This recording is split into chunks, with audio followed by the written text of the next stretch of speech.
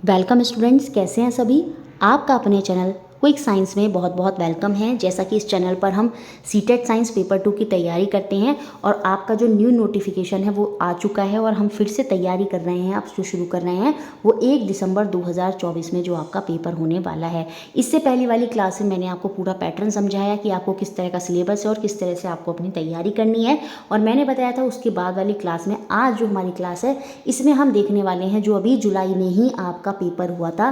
पूरा पेपर अच्छे से समझेंगे क्योंकि कोई भी तैयारी शुरू करने से पहले आपको जो पेपर है वो अच्छे से पता होना चाहिए कि लास्ट पेपर क्या आया था आपका। तो पूरा पेपर ऑफिशियल आंसर की के साथ हम यहाँ पर क्या करेंगे, सॉल्व करने वाले हैं। उससे बहुत सारी चीज़ें आपको क्लियर हो जाएंगी। इसके अलावा अगर आपको साइंस पेपर 2 के लिए नोट्स चाहिए तो सारे NCERT proper NCERT based notes हैं। पूरा एनसीईआरटी से देखकर मैंने बनाए हैं। बाइलिंगुअल मिलेंगे, हिंदी और इंग्लिश दोनों में है। सारे प्रीवियस ईयर जो ऑनलाइन शिफ्ट में हुए थे 21, 22 और 22, 23 में, सारे 24 में जो आपका अगस्त में भी ऑफलाइन पेपर हुआ, उसके बाद 3 ऑफलाइन पेपर हुए, वो तीनों ऑफलाइन पेपर विद आंसर आपको मिलेंगे।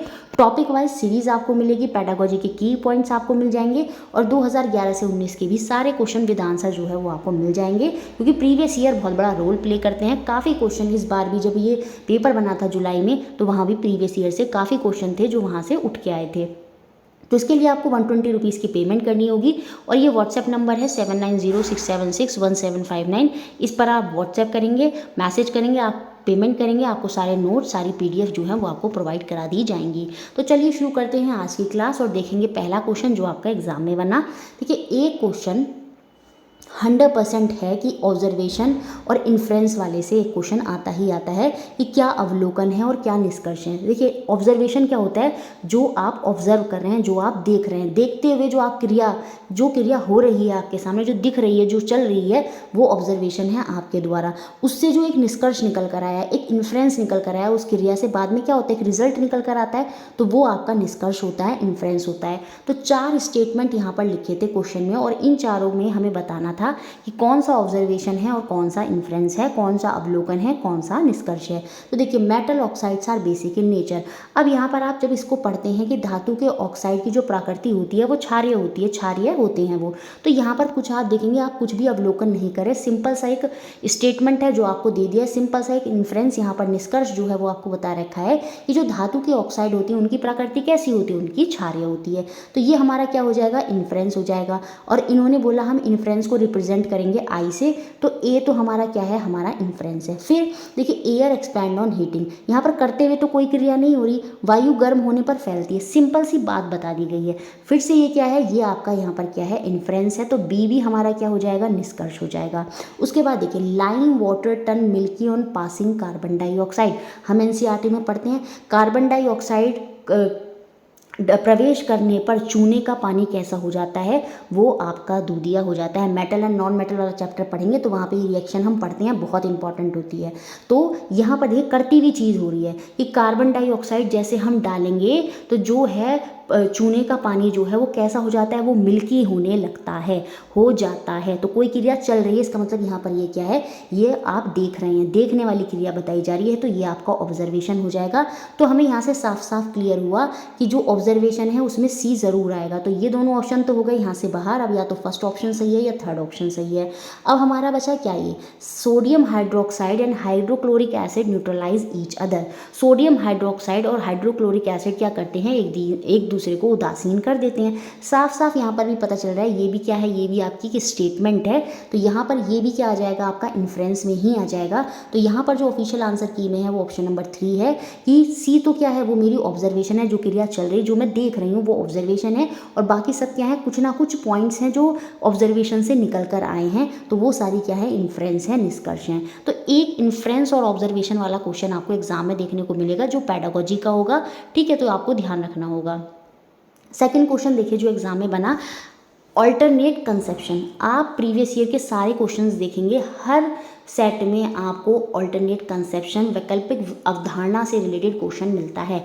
अब ये वैकल्पिक अवधारणा होती क्या है, देखिए जैसे बच्चा होता है, बचपन में आता है, सिंपल सा मैं एक एग्जांपल हर बार देती हूँ। बच्चा क्या करता है, पानी में कलर डाल देता था, वो कह देता है पानी का रंग जो है वो तो पिंक हो गया। अब उसने सड़क पे चलते हुए नाले में पानी देखा, उसका रंग ब्राउन है, काला है, तो उसने एक वैकल्पिक अवधारणा बना ली, जो चीज़ें उसे दिखी, जो उसने ऑब्जर्व करा, जो उसने अवलोकन करा, उससे उसने एक धारणा बना ली कि पानी का रंग तो ऐसा होता होता है, लेकिन जबकि हमें रियल जो साइंस में लिखा है, बुक में लिखा है, वो क्या लिखा है, वाटर इज़ कलरलेस, पानी रंगहीन होता है, उसका कोई रंग नहीं होता। तो उस केस में बच्चे के अंदर क्या आ गया, एक वैकल्पिक अवधारणा आ गई, अल्टरनेट कंसेप्शन आ गया। तो उसी से रिलेटेड आपको एक क्वेश्चन एग्जाम में देखने को मिलता है। तो ये पूछा कौन सा फीचर नहीं है वैकल्पिक अवधारणा की, कौन सी विशेषता नहीं है, ये हमें बताना है।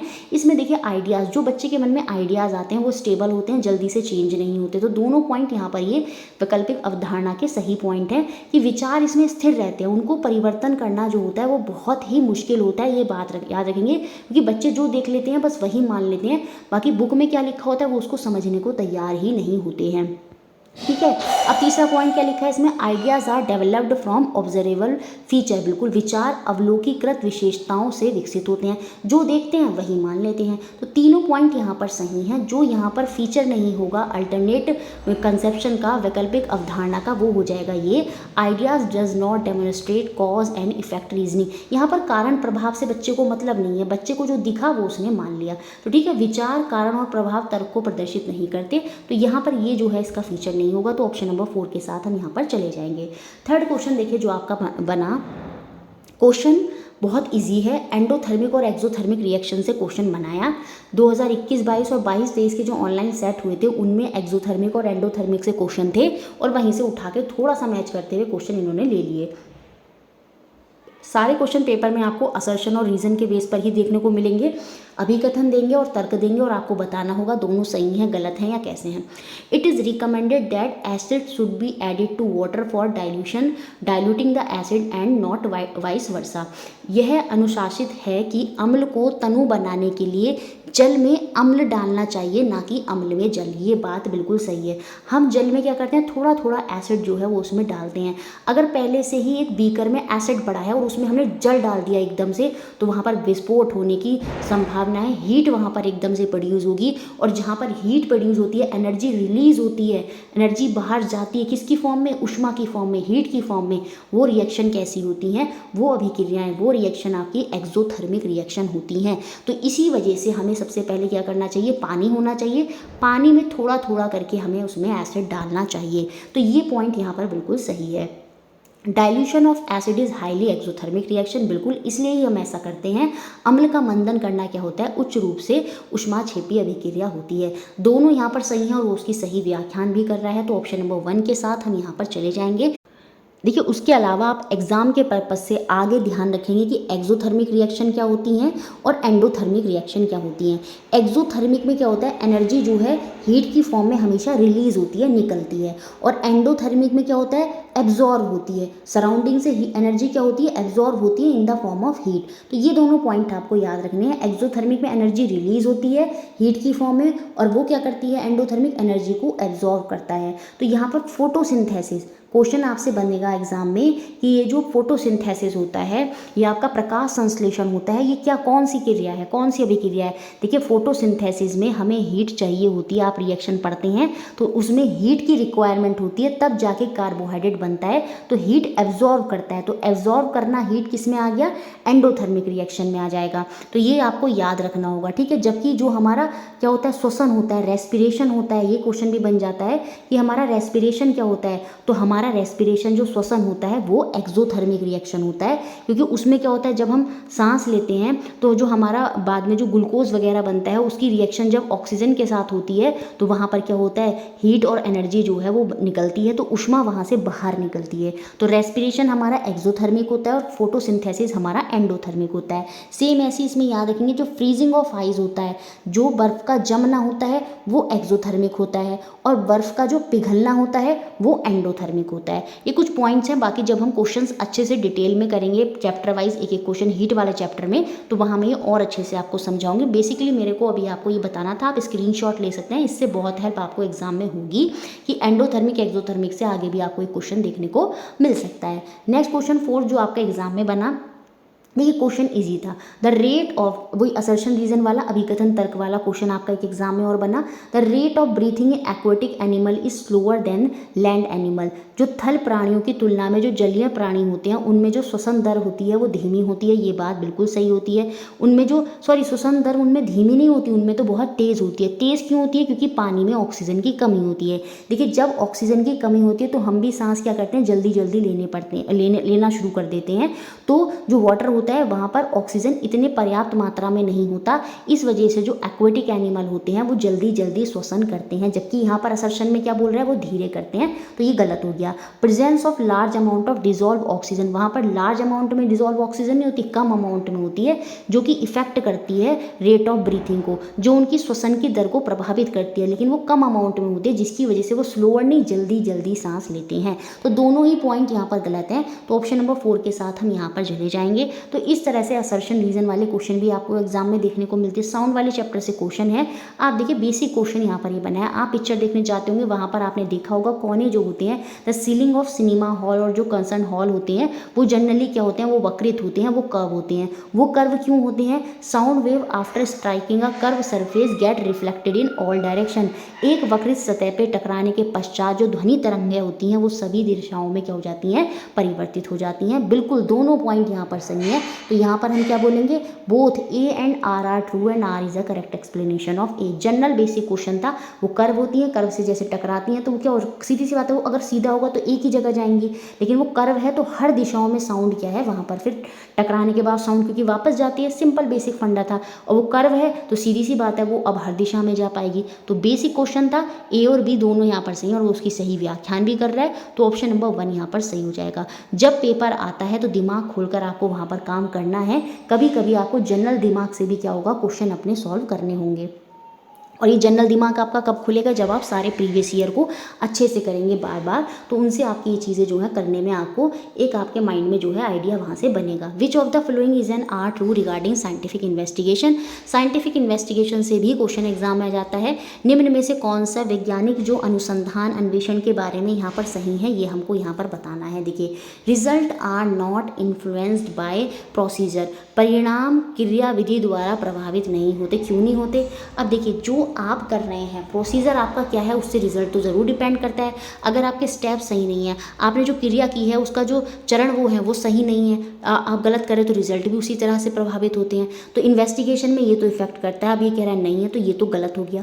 सोशल कंटेस्ट में influence conclusion in any investigation. किसी अनुसंधान अन्वेषण में सामाजिक संदर्भ प्रभावित कर सकते हैं। बिल्कुल, सोसाइटी में क्या है उसी के हिसाब से क्या करते हैं, हम इन्वेस्टिगेशन करते हैं, अनुसंधान करते हैं कि आज की जनरेशन की रिक्वायरमेंट है क्या। तो सोशल कंटेंट जो है वहाँ पर एक इंपॉर्टेंट रोल प्ले करता है, तो ये तो ट्रू हो जाएगा।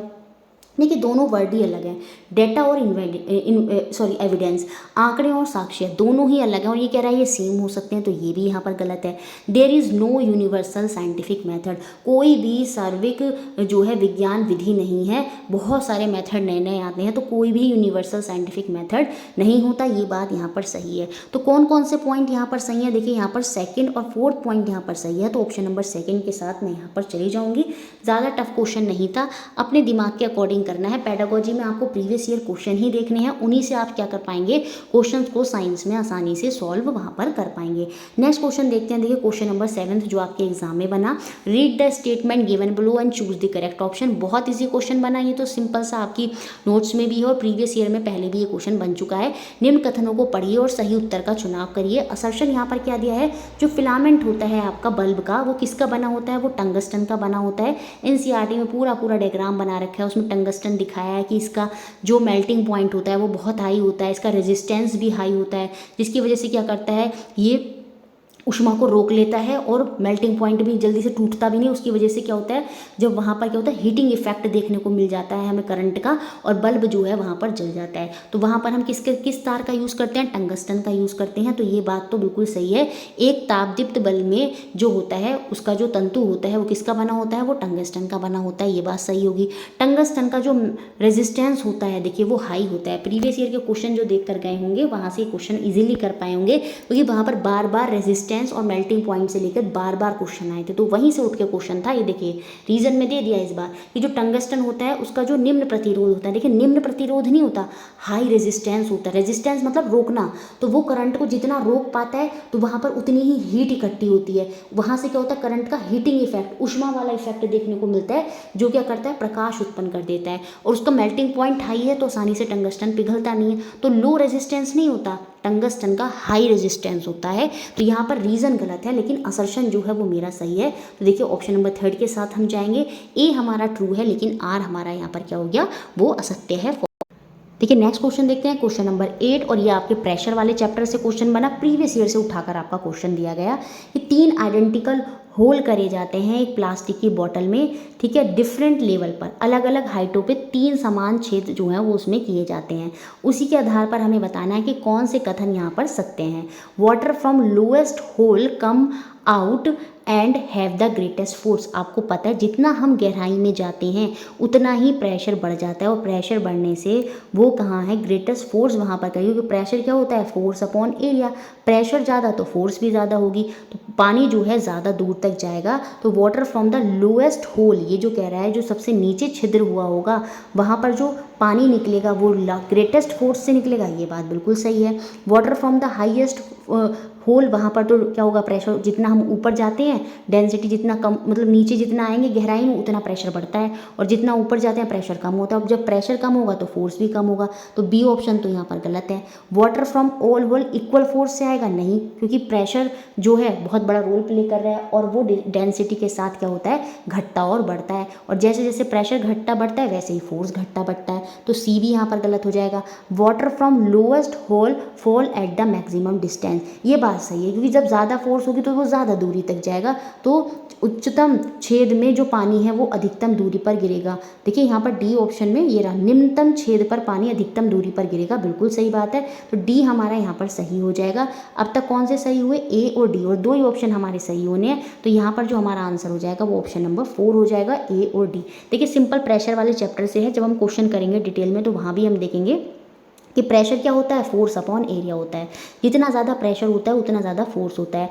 और प्रेशर किस पर निर्भर करती है, बहुत 3 पॉइंट्स पर निर्भर करती है, वो हम जब प्रेशर के क्वेश्चन करेंगे तो वहाँ पर देखेंगे। तो उसमें डेंसिटी होते हैं, जितनी ज़्यादा हम गहराई में जाते हैं उतना ही ज़्यादा प्रेशर होता है, तो जितना ज़्यादा नीचे होल होगा उतना ही प्रेशर ज़्यादा होगा और उतनी ही दूरी तक वो पानी जो है उसमें से बाहर निकलेगा। तो उस कॉन्सेप्ट पर ये क्वेश्चन था, तो ऑप्शन नंबर 4 जो है वो मेरा यहाँ पर सही है। नेक्स्ट क्वेश्चन देखते हैं, क्वेश्चन नंबर 9, थोड़ा सा हाई लेवल क्वेश्चन बना। देखिए जो नॉर्मली हम रेस्पिरेटरी सिस्टम पूरे ऑर्गन बढ़ते हैं उसमें नहीं है, लेकिन ये 10th क्लास से क्वेश्चन बना। देखिए 2-3 क्वेश्चन आपको एग्जाम में हायर लेवल भी देखने को मिलते हैं। Which of the following characterize human circulatory system, निम्न में से क्या मानव परिसंचारी प्रणाली तंत्र को वर्णित करता है, ये हमें यहाँ पर बताना है। तो जो हमारा ह्यूमन सर्कुलेटरी सिस्टम होता है वो कैसा होता है, क्लोज्ड होता है, और साथ में उसमें डबल सर्कुलेशन जो है वो देखने को मिलता है, तो ऑप्शन नंबर 4 यहाँ पर आंसर होगा। नेक्स्ट क्वेश्चन देखते हैं। देखिए जो पेडागोजी से आपका क्वेश्चन बना, ये एक ऐसा क्वेश्चन था जिसमें बाद में जब ऑफिशियल आंसर की आई तो इसमें 2 ऑप्शन सही माने गए। देखिए एक क्लास 7 टीचर है, plan to identify alternate conception, बच्चे की जो वैकल्पिक अवधारणा है। अब तो आपको क्लियर हो गया वैकल्पिक अवधारणा क्या है, मैंने अच्छे से समझा दिया।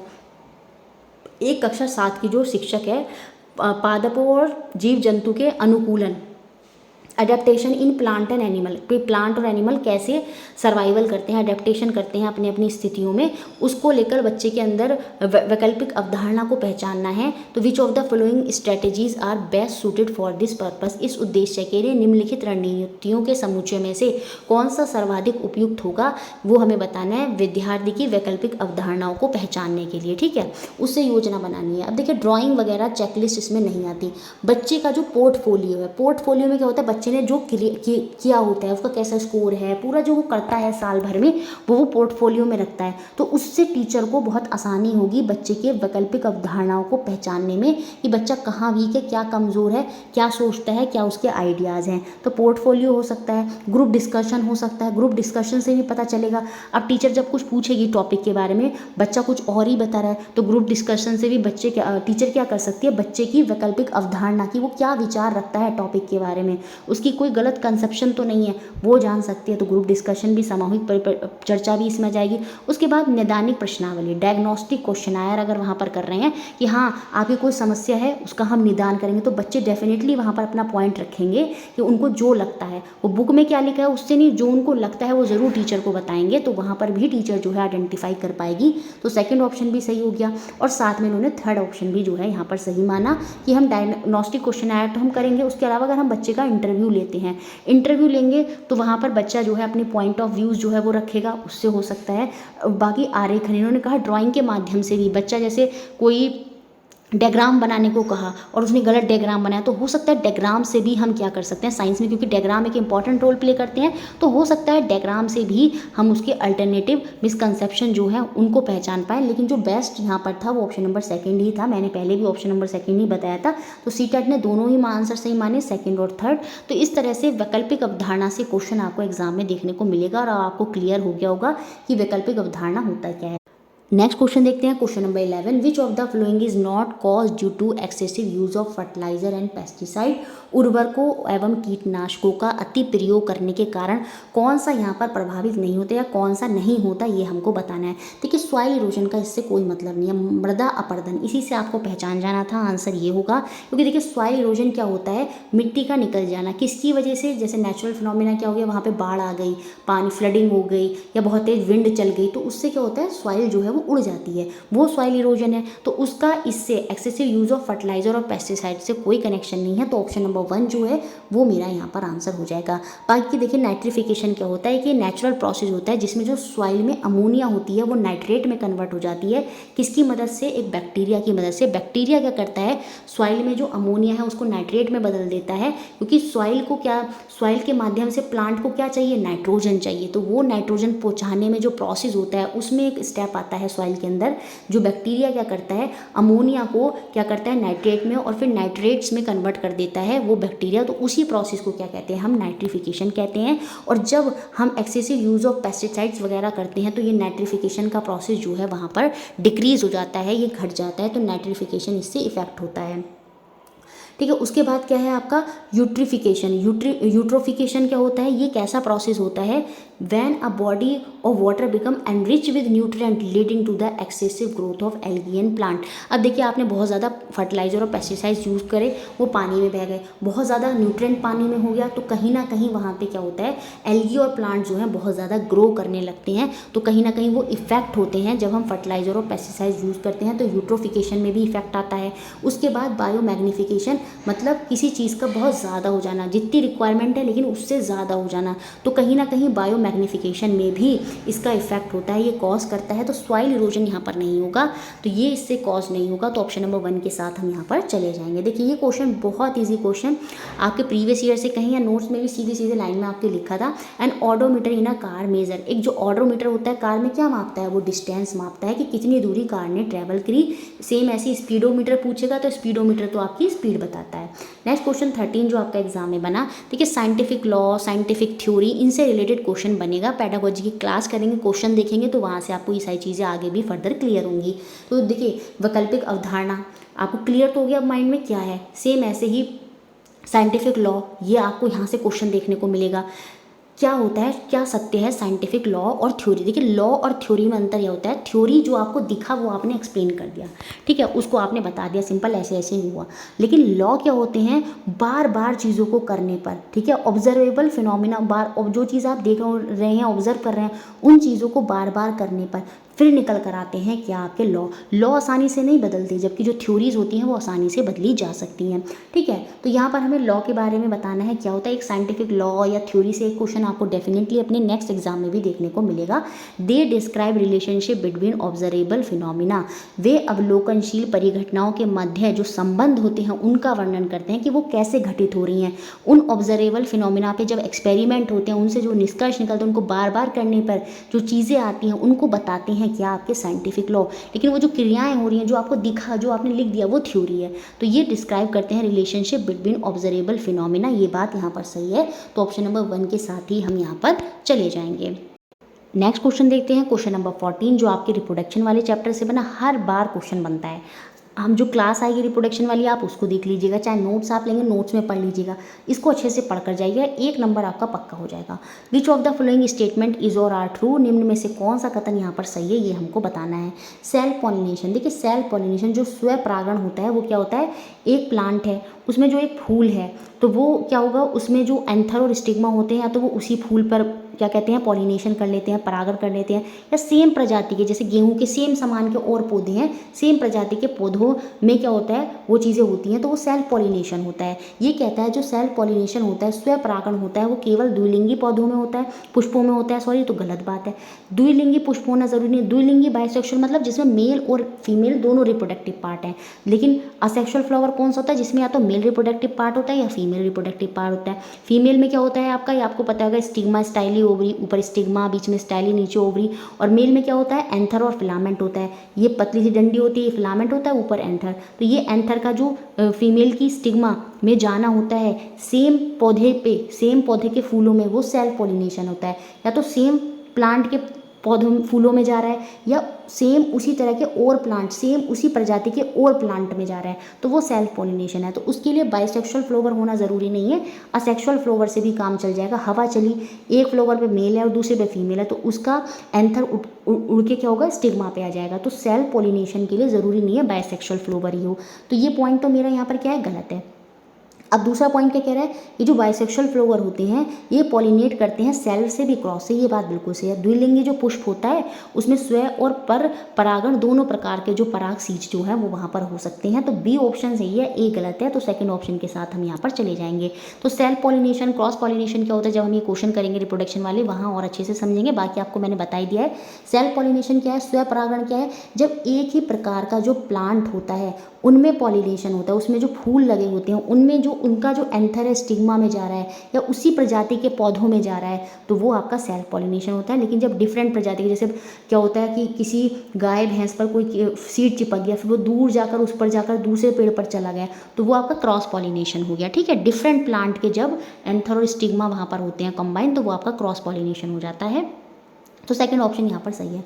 नेक्स्ट क्वेश्चन देखिए 15 क्वेश्चन, इंडक्टिव रीजनिंग। इससे भी क्वेश्चन आपको लगभग कभी कभी देखने को मिल जाता है, बहुत सिंपल है क्योंकि आप इसको सीजीपी में भी पढ़ते हैं। Which of the following activities is best suited to develop inductive reasoning, निम्न में से कौन सी गतिविधि आगमिक विवेचन के लिए सर्वाधिक उपयुक्त है, ये हमको बताना है। यहाँ पर आगमिक मतलब इंडक्टिव रीजनिंग क्या होती है आपको पता है। इंडक्टिव रीजनिंग में क्या होता है, पहले हम बच्चों को एग्जाम्पल के थ्रू क्या होता है कॉन्सेप्ट तक लेकर जाते हैं, पहले हम कोई ना कोई उनको उससे रिलेट करते हुए चीज़ें बताते हैं, फिर जो क्या एक्चुअल में है वो हम उनको समझाते हैं। तो यहाँ पर बेस्ट एक्टिविटीज़ क्या होगी, सीधी सी बात है, लॉ बताना बच्चों को, ये तो कोई एक्टिविटी होना, नियम बताने के लिए कहना ये बिल्कुल सही नहीं होगा। वेरीफाई करना किसी लॉ को, सॉल्व न्यूमेरिकल प्रॉब्लम, साफ साफ सारे ऑप्शन बाहर दिख रहे हैं। सेकेंड ऑप्शन यहाँ पर सही होगा, asking student to measure angle of reflection for various cases of angle of incidence in a plane mirror. अब देखिए यहाँ पर क्या हो सकता है, टीचर बेसिकली हमें यहाँ दिख रहा है कि लॉ पढ़ाना चाहती है, लॉ ऑफ रिफ्लेक्शन क्या होता है। तो वो टीचर अगर डायरेक्ट समझाएगा तो बच्चों को समझ में नहीं आएगा। अब उन्होंने बच्चों से कह दिया कि समतल दर्पण लें, प्लेन मिरर लें और उसमें जो आपतन कोण हैं और जो परावर्तन कोण हैं उनको मापने की कोशिश करें। तो वहाँ बच्चे कहीं ना कहीं प्लेन मिरर में समझेंगे कि जो एंगल ऑफ इंसिडेंट है वो एंगल ऑफ रिफ्लेक्शन के बराबर जा रहा है। तो कहीं ना कहीं बच्चों को जब टीचर बच्चे करेंगे तो वहाँ से वो उस लॉ तक भी पहुँच जाएंगे। तो यही बेस्ट इसमें मेथड होगा। तो ऑप्शन नंबर सेकंड के साथ हम चले जाएंगे। इजी क्वेश्चन था ये वाला। 16 क्वेश्चन बिल्कुल प्रीवियस ईयर से उठा के यहाँ पर रख दिया। 2023 की जो ऑनलाइन शिफ्टें हुई थी उनमें ये क्वेश्चन 2-3 बार बना, वहाँ से ये क्वेश्चन आपका उठा लिया गया डिट्टो। तो प्रीवियस ईयर इंपॉर्टेंट रहने वाले हैं। 2 sperm of a man fuse with 2 egg of women the twins form are. Reproduction वाला चैप्टर इंपॉर्टेंट है, काफ़ी क्वेश्चन अब उससे वहाँ से देखने को मिलते हैं। पुरुष के 2 शुक्राणु स्त्री के 2 अंडों के साथ मिलते हैं तो बनने वाला जो जुड़वा होता है वो कैसा होता है, वो भ्रांत्य होता है, वो समजातीय नहीं होता, वो अलग होता है। तो यहाँ पर हम सेकंड ऑप्शन के साथ जाएंगे, वो फ्रेटर्नल होता है। तो ऑप्शन नंबर सेकंड जो है वो हमारा यहाँ पर। नेक्स्ट क्वेश्चन देखते हैं, क्वेश्चन नंबर 17। बहुत इजी क्वेश्चन है आपका। रेन वाटर हार्वेस्टिंग से वर्षा जल संरक्षण क्या होता है, उससे आप क्वेश्चन इजीली कर सकते थे। इट कंजर्व ग्राउंड वाटर, सही बात है, भूजल को संरक्षण करता है। लोकल फ्लडिंग से बचाता है, जो बाढ़ वगैरह आने वाली, जब पानी कंजर्व होता है, इकट्ठा होता है तो वो जल्दी से एकदम से आसानी से बाढ़ नहीं होगी, वो एक जगह रुक जाएगा। इट क्रिएट ड्रेनेज प्रॉब्लम, ये जो रेन वाटर हार्वेस्टिंग इसके पॉजिटिव पॉइंट बताने हैं, ना कि ये कि ये ड्रेनेज प्रॉब्लम को देता है। यह इसका तो जल का निकास बड़ा अच्छे से करा जाता है ताकि पानी को कंजर्व करा जा सके। तो ये बात यहाँ पर गलत है। It can be use for irrigation of crop, बिल्कुल इसका पौधों में यूज़ करा जाता है। इसका उपयोग फसलों की सिंचाई में किया जा सकता है, ये बहुत अच्छा मेथड है। तो यहाँ पर कौन से पॉइंट सही हैं? ए, बी और डी। इसका मतलब मैं थर्ड ऑप्शन के साथ यहाँ पर चली जाऊँगी। तो इसमें कुछ ज़्यादा समझाने का नहीं था, बहुत ईजी क्वेश्चन था ये आपका। नेक्स्ट क्वेश्चन देखते हैं। देखिए, सोशो साइंटिफिक इशू, इससे क्वेश्चन आपको एग्जाम में एक देखने को मिलता है, साइंस में बनता है। सामाजिक वैज्ञानिक मामलों की परिचर्चा। देखिए, साइंस जो है सोसाइटी से बहुत रिलेट करती है। सोसाइटी में क्या चल रहा है वो साइंस को प्रभावित करता है, ठीक है। तो discussion on socio scientific issues. अब आप कहेंगे सोशो साइंटिफिक इशूज़ क्या है, सामाजिक वैज्ञानिक मामले क्या होते हैं? जैसे आपका देखिए पॉल्यूशन है, पॉल्यूशन क्या है? सोशो साइंटिफिक, क्योंकि उससे कहीं ना कहीं सोसाइटी जुड़ी है। ये आपका ग्रीन हाउस जो हो रहा है, कार्बन डाइऑक्साइड बहुत बढ़ता जा रहा है, तो ये सारी ग्रीन हाउस इफेक्ट, ये सारी चीज़ें क्या है, सोसाइटी से रिलेट करती हैं, पॉल्यूशन वगैरह। तो ये सोशो साइंटिफिक इशू हैं, ठीक है। तो इनका डिस्कशन करना इन क्लास हेल्प करेगा किस में? ये सारे मामले अगर हम डिस्कस करते हैं क्लास में। Developing argumentative skill in learner, अधिगमकर्ताओं में तर्क संगत कौशल का विकास करता है, बिल्कुल, क्योंकि बच्चे अपने अपने पॉइंट्स रखेंगे। कोई सोशो साइंटिफिक इशू है, जैसे जेंडर को लेकर भी चल रहा है, जेंडर को लेकर ही कोई इशू है, तो उसमें बच्चे अपने अपने तर्क रखेंगे। तो आर्गूमेंटेटिव स्किल जो होती है वो अच्छी होती है, और वो साइंस में इंपॉर्टेंट होती है, क्योंकि साइंस में जो अभी लॉज निकल के आते हैं, जो भी चीज़ें बताई जाती हैं, उनमें बहुत ज़्यादा कॉन्फ्लिक्ट जो है वो क्रिएट होता है कि नहीं ये ऐसे हो सकता है, ये ऐसा क्यों है। तो ये सारी चीज़ों की वजह से आर्गूमेंटेटिव स्किल जो है वो इंपॉर्टेंट रोल वहाँ पर प्ले करती है। तो ये डेवलप करने में मदद करेगा अगर हम इस तरह का डिस्कशन कर रहे हैं।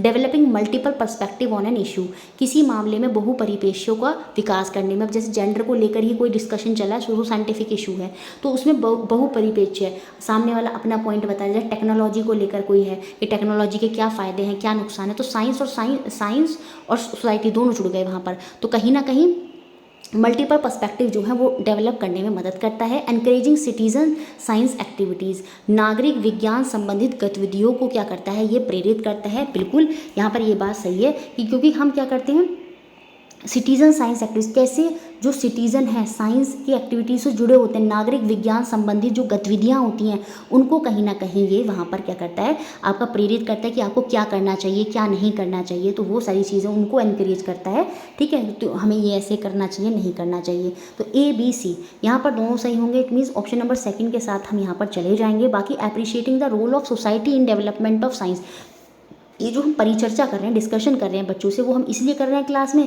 कि हम सोसाइटी की वो सोसाइटी का महत्व बताएं, विज्ञान के विकास में समाज की भूमिका के महत्व को स्वीकार करने में नहीं।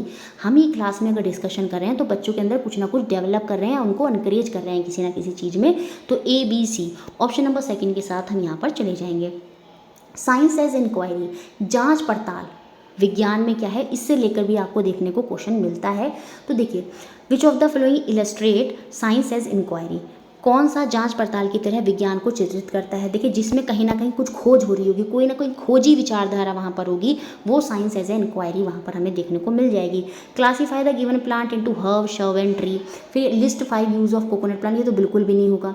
Observe the type of venation in various leave, की लीव्स जो होती हैं उनमें ऑब्जर्व करें। देखिए, ऑब्जर्व करेंगे, ऑब्जर्व में आप देखेंगे लेकिन कुछ इंक्वायरी जाँच पड़ताल नहीं कर पाएंगे।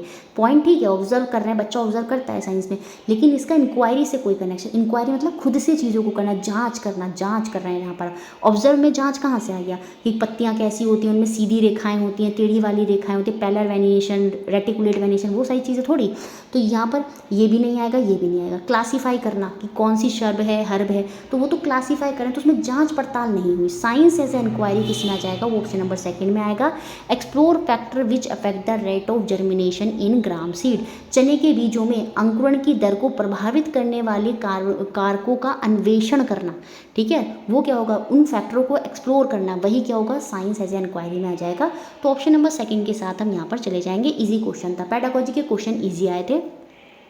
A gender responsive pedagogy in science entail, एक क्वेश्चन पक्का जेंडर से लेके साइंस में आना ही आना है कि gender responsive pedagogy in science क्या एंटेल करती है। Use a gender sensitive language, ये पॉजिटिव पॉइंट होता है, याद रखना होगा। लिंग संबंधित संवेदनशील भाषाओं के उपयोग को, बिल्कुल a gender responsive pedagogy in science यही होती है। Use of gender sensitive language, जो लिंग संबंधित संवेदनशील भाषा होती है उसका उपयोग करना, सही मायने में चीज़ों को सही तरीके से बताना। तो ये बिल्कुल यहाँ पर ए पॉइंट बिल्कुल सही है। Encouraging student in examining stereotype, रूढ़िबद्ध धारणाओं की जांच परख करने में विद्यार्थियों को संलिप्त करना, कि उनको बताना कि नहीं ये चीज़ ऐसा नहीं है, ये सब मिलकर कर सकते हैं। तो वो सब चीज़ें भी इस तरह की पैडागोजी इंक्लूड करी गई, उसके पीछे ये कारण भी है। मेकिंग जेंडर बेस्ड ग्रुप, कि लिंग, देखिए अब हम लिंग से संबंधित शिक्षा शास्त्र हम वहाँ पर पढ़ा रहे हैं, तो उसमें ये बिल्कुल नहीं होगा कि हम लिंग का ही भेद कर दें, उनके ही समूह बना दें, तो ये तो गलत होगा। Using differential instruction and assessment, विभेदीकृत निर्देश एवं आकलन के प्रयोग करना, कि लड़कों के लिए अलग लड़कियों के लिए नहीं, ये गलत है। हमें उन्हें इक्वालिटी दिखानी, उन्हें हमें साथ लेके चलना है। तो ए और बी पॉइंट यहाँ पर सही है, इसका मतलब ऑप्शन नंबर 3 जो है वो मेरा यहाँ पर आंसर हो जाएगा।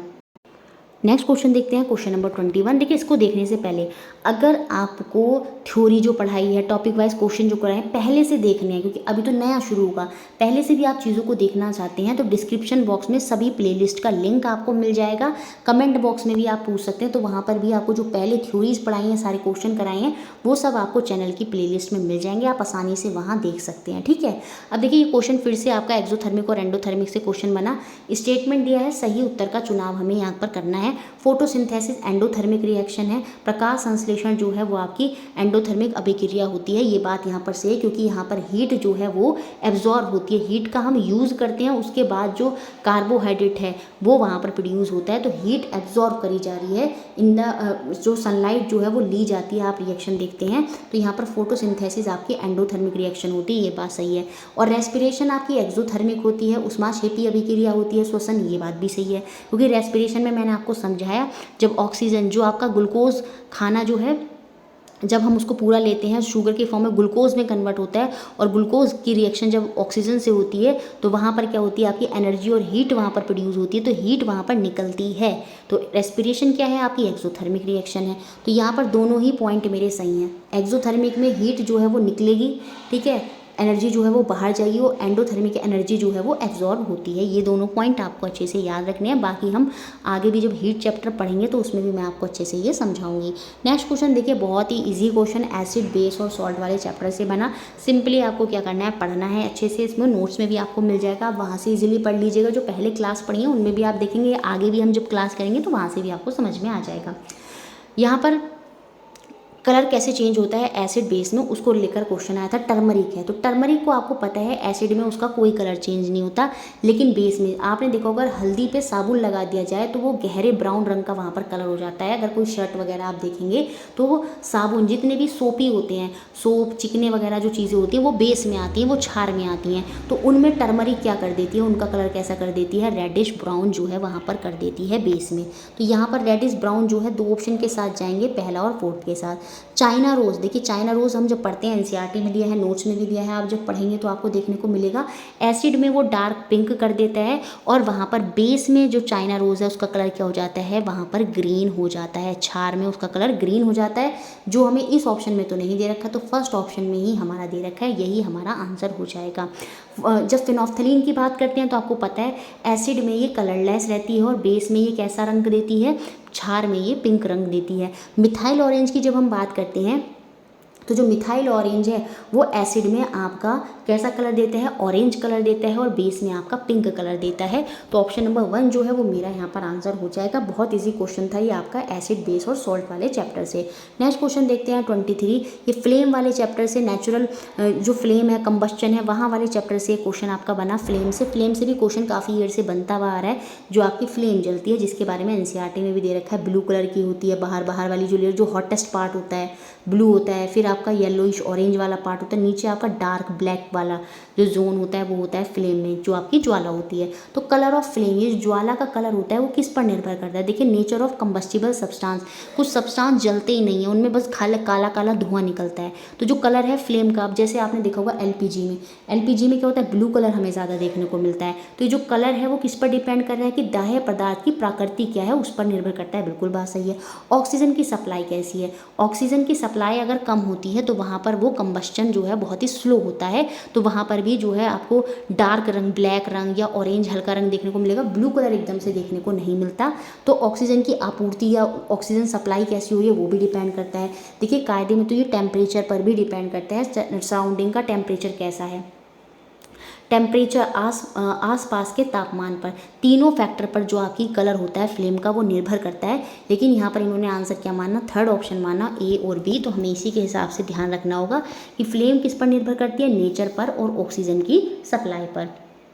नेक्स्ट क्वेश्चन 24 जो आपका एग्जाम में बना, which of the following factor are responsible for generation and flow of wind on the earth. देखिए आपका यहाँ से सोचने वाला क्वेश्चन था ये आपका, निम्न में से कौन से कारक पृथ्वी पर जो पवन होते हैं, पवनों के जनन एवं बहाव के लिए उत्तरदायी होते हैं। जो फ्लो ऑफ विंड होती है, जो हवाएं चलती हैं, उनके जनरेशन और फ्लो करने के पीछे क्या कारण है, अनइवन हीटिंग ऑफ अर्थ। बिल्कुल पृथ्वी का अनियमित तापन जो होता है उसकी वजह से बिल्कुल ऐसा होता है, क्योंकि अनियमित तापन होता है तभी क्या होता है, हवाएं जो हैं वो चलती हैं और वो बनती हैं।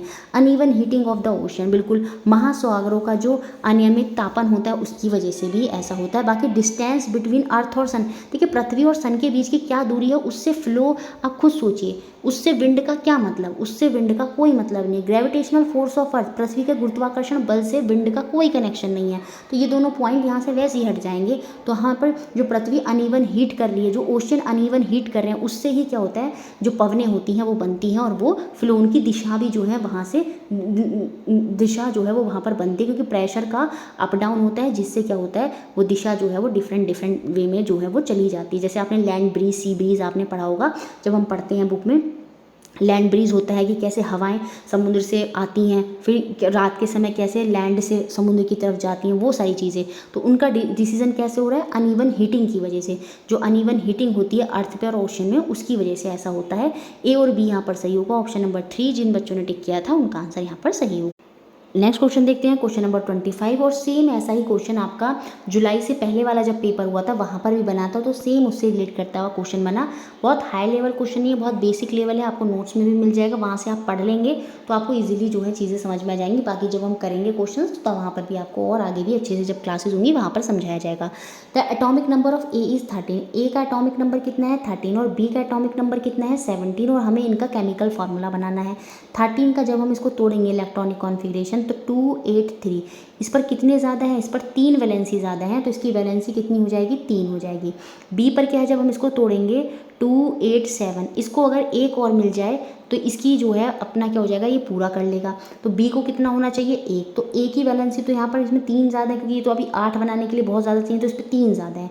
बी अपना कंप्लीट कर लेगा, अगर इसको एक और मिल जाए तो इस पर 1 की कमी है, तो इसकी वैलेंसी माइनस में होगी 1। तो जब हम इनको क्रॉस मल्टीप्लाई करते हैं फार्मूला बनाने के लिए तो ए पे तो हमारा 1 आ जाएगा और बी पे हमारा 3 चला जाएगा, तो AB3। तो यहाँ पर ऑप्शन नंबर 2 के साथ जो है वो हम चले जाएंगे। सिंपल इस तरह से आपका फार्मूला बन जाता है। जब हम आगे क्वेश्चंस करेंगे तो वहाँ पर मैं और अच्छे से आपको ये क्वेश्चन जो है डिटेल में कराऊंगी। नेक्स्ट क्वेश्चन देखते हैं, क्वेश्चन नंबर 26 जो आपका हीट वाले चैप्टर से क्वेश्चन बना। Which of the following statement is not true regarding conduction of heat. निम्न में से कौन सा कथन ताप के चालक के बारे में सही नहीं है। देख कंडक्शन, हीट में 3 मेथड होते हैं, कंडक्शन, आपका कन्वेक्शन और रेडिएशन, तीनों मेथड होते हैं। तो उसमें कंडक्शन के बारे में आपसे, चालन के बारे में जो है आपसे क्या सही नहीं है ये हमको यहाँ पर बताना है। Conduction is faster in solid than liquid. द्रवों की तुलना में ठोस वस्तु में चालन तीव्र होता है। बिल्कुल कंडक्शन क्या होता है, उसमें जो होता है पार्टिकल जो है हीटअप होने के बाद अपने आप को दूसरे पे शिफ्ट करते हैं, फिर तीसरे पे चम्मच होती है वो अगर मोमबत्ती के आगे रखी जाए तो वो शुरू में पहले यहाँ गर्म होगी, फिर धीरे धीरे पीछे पीछे पीछे पीछे ऐसे। ये मेथड क्या है, ये आपका कंडक्शन मेथड होता है। तो सॉलिड में ही सबसे ज़्यादा होता है एज कम्पेयर टू लिक्विड, ये बात तो यहाँ पर सही है। 2 object should be in contact with each other for the heat flow. बिल्कुल हीट के ट्रांसफर के लिए कंडक्शन में दोनों ऑब्जेक्ट का जो है कॉन्टैक्ट में होना ज़रूरी है। जैसे मोमबत्ती है, जब वो इसके कॉन्टैक्ट में आती है चम्मच के, तभी क्या होती है, चम्मच गर्म होना शुरू होती है। तो हीट का फ्लो तभी होता है कंडक्शन में जब दोनों ऑब्जेक्ट क्या होते हैं, एक दूसरे के कॉन्टैक्ट में होते हैं। तो बी पॉइंट भी यहाँ पर सही होगा। ऊष्मा के प्रवाह के लिए दोनों वस्तुएं का क्या होता है, एक दूसरे के संपर्क में होना ज़रूरी होता है कंडक्शन में। Conduction does not take place in gases. ठीक है, कंडक्शन जो, देखिए ये नहीं कह सकते 100% की गैसों में चालन नहीं होता, बहुत कम होता है। ठीक है, तो ये पूरी तरह से नहीं कह सकते। बाकी हम ऑल, अगला ऑप्शन देख लेते हैं, all material do not allow heat to flow from them in same way. बिल्कुल ये बात है, सभी पदार्थ ऊष्मा को स्वयं से समान प्रकार से प्रवाहित होने की अनुमति नहीं देते। जो ऑल मटेरियल होते हैं वो हर तरीके से एक तरीके से हीट को फ्लो कराने, जरूरी नहीं है कि उनमें जो हीट का प्रवाह हो वो सेम एक ही तरीके से हो, ऐसा नहीं है, सब में अलग अलग तरीके से ऊष्मा का प्रवाह जो है वो देखने को मिल सकता है। तो ये पॉइंट भी सही है। तो यहाँ पर गलत क्या होगा, यहाँ पर ये होगा कि conduction does not take place in gases, गैसों में चालन नहीं होता। यहाँ पर लिखना क्या होना, जनरली वर्ड अगर ऐड होता तब ये ट्रू हो जाता। हम 100% ये नहीं कह सकते, सबसे कम होता है कंडक्शन वहाँ पर, तो जनरली हम ये बोल सकते थे कंडक्शन जो है वो गैसेज में नहीं होता, लेकिन श्योरिटी से ये नहीं कहेंगे कि गैसों में चालन नहीं होता। इस वजह से ऑप्शन नंबर 3 जो है वो यहाँ पर इन्होंने गलत माना। नेक्स्ट क्वेश्चन देखते हैं, क्वेश्चन नंबर 27। ये बुआन फोर्स वाला जो चैप्टर है, प्रेशर में आता है, डेंसिटी वाला, वहाँ से ये क्वेश्चन आपका बना है। हर बार ये क्वेश्चन बनता है प्रेशर वाले चैप्टर से, और सेम इस तरह का ही क्वेश्चन आपको देखने को मिलता है। एक ऑब्जेक्ट है जिसका 1/4 भाग of its volume outside the liquid, मतलब 1/4 भाग पानी के ऊपर है और 3/4 भाग पानी के जो है वो नीचे है। किसमें, जब उसको लिक्विड ए में डाला जाता है। जब लिक्विड ए में डाला गया तो उसका 1/4 हिस्सा ऊपर है और 3/4 हिस्सा नीचे है। फिर क्या हुआ, जब उसे ही ऑब्जेक्ट को किसी लिक्विड बी में डाला जाता है तो उस बार क्या होता है, उसमें जो उसका 3/4 हिस्सा है वो 3/4 हिस्सा जो है वो तो ऊपर है और 1/4 हिस्सा जो है वो नीचे है। तो हमसे पूछ रहा है बताइए कौन सा कथन यहाँ पर सही है। देखिए यहाँ पर पानी जो है, अब देखिए यहाँ पर ये पानी है और ये ऑब्जेक्ट है, तो ऑब्जेक्ट ऊपर ही तैर रहा है, इसका मतलब पानी जो है उसकी डेंसिटी ज़्यादा है, पानी ज़्यादा भारी है, तभी क्या हो रहा है, ऑब्जेक्ट डूब नहीं पा रहा। उसका 3/4 हिस्सा जो है पानी के ऊपर है और 1/4 हिस्सा पानी के नीचे है। इस केस में क्या है, डेंसिटी जो है यहाँ पर ऑब्जेक्ट से पानी की डेंसिटी जो है वो कम है, इसी वजह से क्या हुआ ऑब्जेक्ट जो है वो पानी में डूब गया। ठीक है, क्योंकि यहाँ पर पानी हल्का है, ऑब्जेक्ट भारी है, तो पानी के अंदर चला गया, इसलिए उसका 1/4 हिस्सा ऊपर है और 3/4 हिस्सा जो है वो पानी के नीचे है। तो चारों में ऑप्शन देखिए, ये कह रहा है दोनों की डेंसिटी ऑफ लिक्विड ए ज़्यादा होगी, नहीं होगी। अगर ज़्यादा होती पानी की डेंसिटी तो ये ऊपर तैर रहा होता, तो ये भी गलत है। दोनों की डेंसिटी सेम नहीं हो सकती। Density of liquid B is greater, बिल्कुल यहाँ पर जो पानी है, जो डेंसिटी है लिक्विड बी की डेंसिटी ज़्यादा है डेंसिटी ऑफ लिक्विड ए से, तभी तो ऐसा क्या हुआ, यहाँ पर केवल 1/4 हिस्सा ऊपर था जबकि यहाँ पर 3/4 हिस्सा ऊपर है। क्यों, क्योंकि इस वाले पानी की डेंसिटी बहुत ज़्यादा है, जिससे क्या हो रहा है, ऑब्जेक्ट ज़्यादा पानी के अंदर डूब नहीं पा रहा। तो ऑप्शन नंबर 3 के साथ हम यहाँ पर चले जाएंगे। तो इस तरह का क्वेश्चन भी आपको एग्जाम में देखने को मिलता है। ये क्वेश्चन है, देखिए या तो सोडियम या पोटाशियम, इनसे लेकर एक क्वेश्चन डेफिनेटली आ ही जाता है। बहुत ईजी क्वेश्चन था। Sunita drop a piece of potassium metal in a beaker of cold water and note down the observation. तो कौन सा ऑब्जर्वेशन यहाँ पर सही नहीं है, कौन सा अवलोकन यहाँ पर सही नहीं है, ये हमें बताना है। पोटेशियम के बारे में जब हम धातु चैप्टर में पढ़ते हैं, हमने क्वेश्चंस में भी सॉल्व किया था, तो पोटेशियम के बारे में हम ये पढ़ते हैं, ये विग्रेसली रिएक्ट करता है पानी के साथ। सोडियम और पोटाशियम बहुत हाईली रिएक्टिव धातु होते हैं जो पानी के साथ विग्रेसली क्या करते हैं, रिएक्ट करते हैं। ठीक है, तो यहाँ पर ये बात तो सही है। और हमसे पूछा है कौन सा ऑब्जर्वेशन जब लड़की ने ऐसा किया होगा, उसको पानी में डाला होगा, तो कौन सा अवलोकन यहाँ पर गलत रहा होगा। पॉप साउंड निकलती है, मेटल जब क्या करते हैं, आपके वाटर के साथ रिएक्ट करते हैं तो वो पॉप की ध्वनि जो है वहाँ पर निकालते हैं और साथ में हाइड्रोजन गैस जो है वो भी वहाँ पर प्रोड्यूस करते हैं। ये हम पढ़ते हैं, नोट में भी मिलेगा और आगे हम क्वेश्चंस करेंगे उनमें भी पढ़ेंगे, बुक में भी आपको देखने को मिलेगा, साफ साफ लिखा है कि जब मेटल रिएक्ट करते हैं पानी के साथ तो वहाँ पर पॉप की साउंड के साथ हाइड्रोजन गैस निकलती है। तो जब ये सब करा होगा तो ये सारी चीज़ें हुई होंगी। और देखिए यहाँ पर एनर्जी जब पानी के साथ डाला तो एकदम से जो है हीट प्रोड्यूस होती है वहाँ पर, तो ये एंडोथर्मिक रिएक्शन नहीं होती, ये एक्सोथर्मिक रिएक्शन होती है। तो इसलिए सेकंड ऑप्शन ही यहाँ पर गलत हो जाएगा, क्योंकि हीट वहाँ पर प्रोड्यूस होती है, ना कि हीट वहाँ पर यूज़ हो रही होती है। नेक्स्ट क्वेश्चन देखते हैं, क्वेश्चन नंबर 29। देखिए डाइवर्जेंट क्वेश्चन, इससे क्वेश्चन आपको साइंस में मिलता है पेडागोजी में।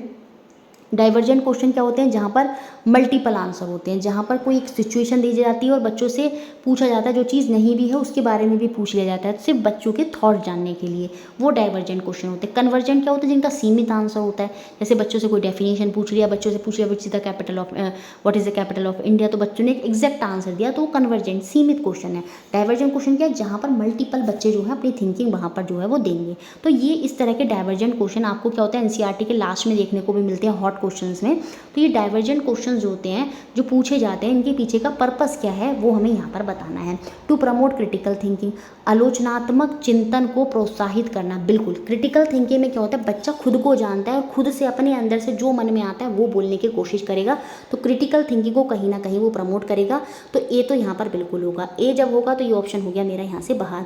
टू डिस्कर्न बिटवीन स्टूडेंट, विद्यार्थियों के बीच भेद करने का। देखिए ऑफिशियल आंसर की में ऑप्शन नंबर 1 सही बताया, जो कि पूरी तरह से गलत है, ऑब्जेक्शन नहीं गया होगा जिसकी वजह से इसमें नहीं हुआ, जबकि इसका आंसर ऑप्शन नंबर 3 होना चाहिए था, क्योंकि इसने ये पूछा था विज्ञान कक्षा में जो हम अब सारी प्रश्न पूछते हैं उनका उद्देश्य क्या होता है। उनका उद्देश्य ये नहीं होता कि विद्यार्थियों के बीच भेद करना, ये तो हमेशा नेगेटिव पॉइंट होता है, तो बी नहीं आएगा। और जब बी नहीं आएगा तो ये दोनों ऑप्शन भी यहाँ से बाहर हो जाएंगे। सही आंसर इसमें ऑप्शन नंबर 3 ही है, ठीक है, A-C-E-F। ये जो हम डाइवर्जेंट क्वेश्चन पूछते हैं इनके पीछे का उद्देश्य होता है कि आलोचनात्मक चिंतन को प्रोत्साहित करने में। टू डेवलप कम्युनिकेशन, देखिए जब इस तरह के क्वेश्चन पूछे जाते हैं तो हर बच्चा एक्टिव होगा, अपनी अपनी चीज़ें वहाँ पर बताएगा, तो कहीं ना कहीं वहाँ पर जो कम्युनिकेशन है वो वहाँ पर डेवलप होगा। तो यहाँ पर संचारण या संप्रेषण विकसित करने में, ये बात भी बिल्कुल सही है, सी हो गया। उसके बाद टू आइडेंटिफाई गिफ्टेड स्टूडेंट, ये हम इसलिए कर रहे हैं, इसका पर्पस ये कि हम जो गिफ्टेड बच्चे हैं उनको अलग पहचानने। देखिए आपको खुद ही पता है, आप CDP में भी पढ़ते हैं,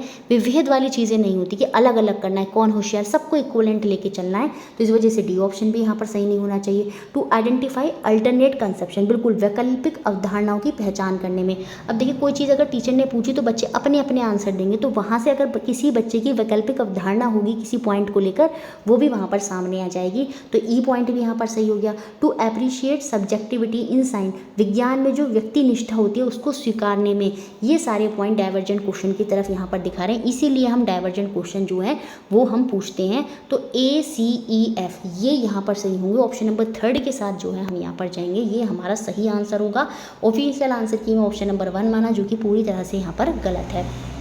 नेक्स्ट और लास्ट क्वेश्चन जो आपके एग्जाम में बना था, identify the mirror on the basis of the given information in the table. बहुत इजी क्वेश्चन बना आपका, मिरर वाले चैप्टर से बिल्कुल सिंपल क्वेश्चन बना के पूछा गया, जबकि 21, 22, 23 में बहुत टफ क्वेश्चन थे इससे, लेकिन ज़रूरी नहीं है हर बार टफ हो, तो क्वेश्चन यहाँ से बहुत ईजी है, बेसिक है, सभी ने कर दिया होगा।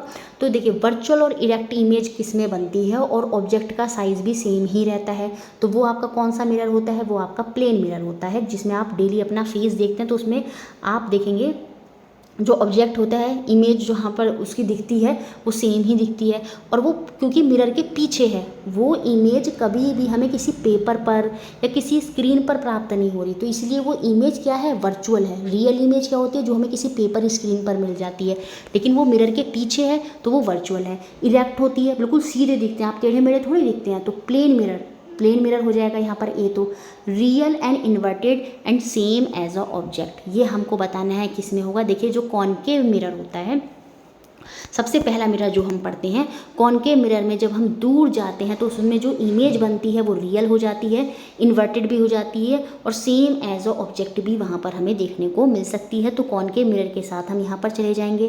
रियल और इन्वर्टेड और एनलार्ज, जब हम कॉनकेव मिरर के बहुत ज़्यादा पास जाते हैं, हमने पढ़ा है, तो इमेज क्या हो जाती है, बहुत ज़्यादा बड़ी भी हो जाती है। तो रियल है, इन्वर्टेड है, लेकिन इमेज बहुत बड़ी हो गई है, तो वो भी हमें किस में को देखने को मिलेगा, वो भी हमें कॉनकेव मिरर में ही देखने को मिल सकता है। वर्चुअल है और इरेक्ट है और डिमिनिश है, इमेज छोटी बन रही है, बहुत ज़्यादा इमेज कैसी बन रही है आपकी, छोटी बन रही है, ठीक है। और वो वर्चुअल और इरेक्ट रहती है, तो वो हमेशा किस में होती है, वो हमारी कॉन्वेक्स मिरर में होती है, वो हमारी उत्तल दर्पण में होती है। तो सिंपल सा क्वेश्चन था ये, बहुत ज़्यादा टफ क्वेश्चन यहाँ पर नहीं था, बिल्कुल इजी क्वेश्चन आपको बना था। सिर्फ आपको इनके फीचर पता होने चाहिए, उससे आप ये क्वेश्चन कर जाते, जो आपको जब हम क्लास करेंगे उसमें भी देखने को मिलेंगे, और जो आप नोट्स पढ़ेंगे उनमें भी देखने को मिलेंगे जब मैं आपको क्लासेस कराऊंगी। तो इस तरह से हमने ये पूरा पेपर सॉल्यूशन देखा, इस तरह के क्वेश्चन आपके बने। क्वेश्चन बिल्कुल मॉडरेट टू इजी थे, पैडागोजी काफ़ी इजी थी, ठीक है। थोड़े से जब हम कंटेंट को देखते हैं तो 2-3 क्वेश्चन आपको हाई लेवल मिलते हैं, कुछ क्वेश्चन में आपको अपना मेंटली ध्यान रखना होता है, और बाकी क्वेश्चन आपको सब पढ़े हुए जो हैं नोट्स या प्रीवियस ईयर से देखने को मिल जाएंगे, या मतलब बुक से आप जब पढ़ेंगे वहाँ से देखने को मिल जाएंगे। तो अब हमारी क्लासेस शुरू होंगी, जिसमें हम टॉपिक वाइज सारे क्वेश्चन और उनसे डिटेल करती हुई सारी चीज़ें मैं आपको समझाऊंगी, ठीक है। और उससे आपको चीज़ें क्या हो जाएंगी, बहुत ही अच्छे से क्लियर हो जाएंगी। चाहे वीडियो अच्छी लगती है तो उसको लाइक करें, शेयर करें और चैनल से बने रहें।